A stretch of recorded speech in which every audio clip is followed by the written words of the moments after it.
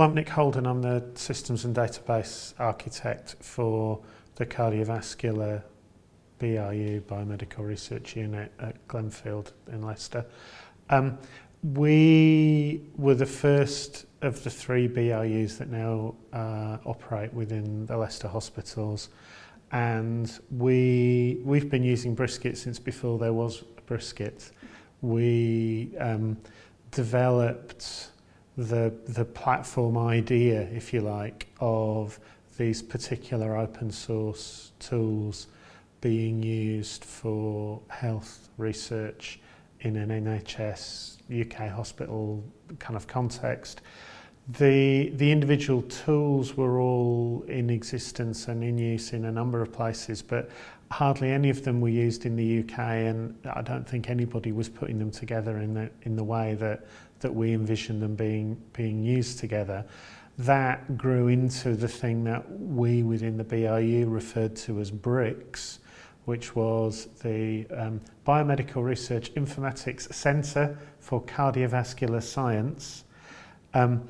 We don't say that very much because it takes too long, but it was that project or that initiative of trying to find open source software that we could use to support research in cardiovascular science at Glenfield that led to the discussions with Leicester University, that led to the Brisket project being born, which was really saying if we could use those tools in an integrated way within one research institution for the benefit of maybe a dozen world-class researchers, why couldn't we then package all of that up, offer it on the cloud, enhance it in a whole number of new and exciting ways, and make it available for lots of research institutions and hundreds, if not thousands, of researchers to be able to use the tools in the same way and hopefully gain find some new ways of using the tools just by virtue of more people using them.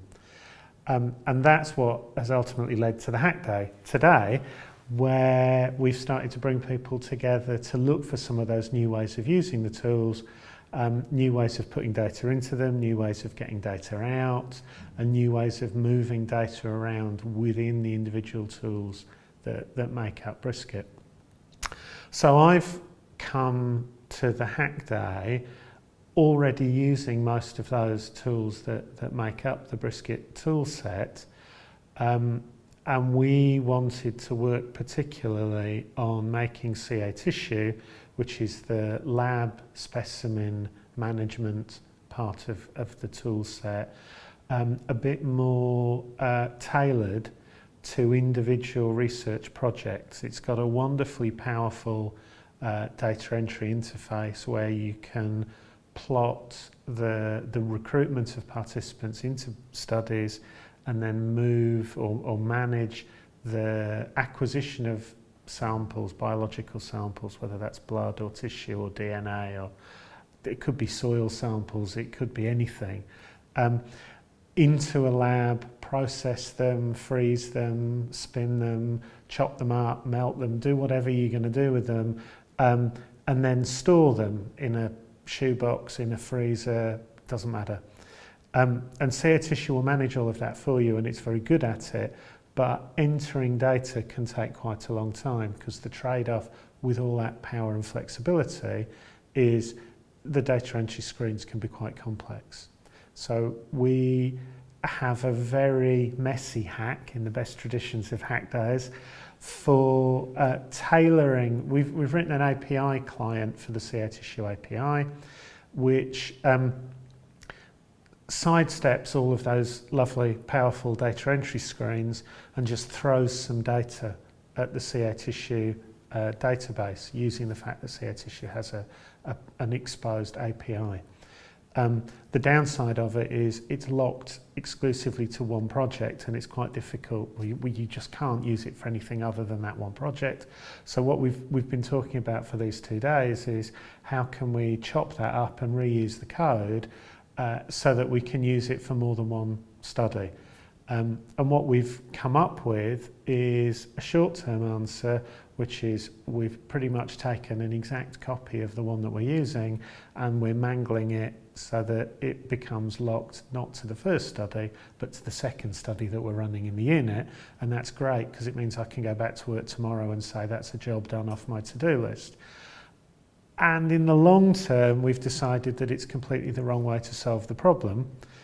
And so working with Shri from Krishagni, who are commercial developers and supporters of CA tissue, we've realised that actually what we want to do could be solved more fundamentally by improving the functionality of CA tissue itself.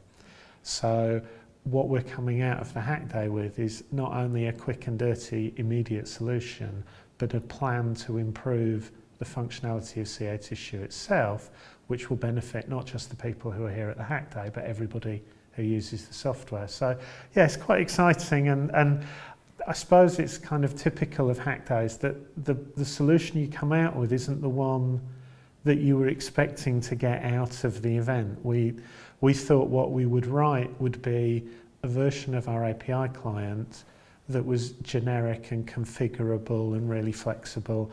And Shri just said, yeah, but that's what CA tissue is supposed to be like. So why are you reinventing the project or the product that all these people have put all this time into working with? And annoyingly, he was right. So yeah, so the way we're going to fix it in the long term is to add our functionality back into the core code. It's really exciting to see what started out as being very short-term practical solutions to the problems we had within our one unit of how we're going to recruit people into our research cohorts. Well, here's some software that does that. How are we going to recruit and manage all the samples, the blood samples for the patients to recruit? Here's some software that does that. Has, over the course of the last years, morphed into this Brisket project where it's becoming a thing that's offering really powerful enterprise level software to researchers the length and breadth of the country. What's come out of the hack event for me is it's moved on a step from that. It's not even our software anymore. People are finding new ways to hook things together. People are coming up with new ways to use every bit of the software stack. So, you know, we've got people working on not using computers to interact with CA tissue, but using their mobile phones.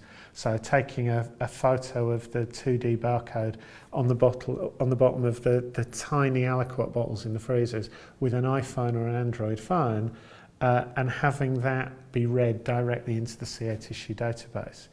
The work around reading the HES hospital data into I2B2. So it's come full circle because the way I2B2 is used in the States is it's working in many cases, not everyone, but in many situations I2B2 is being used with whole hospital data.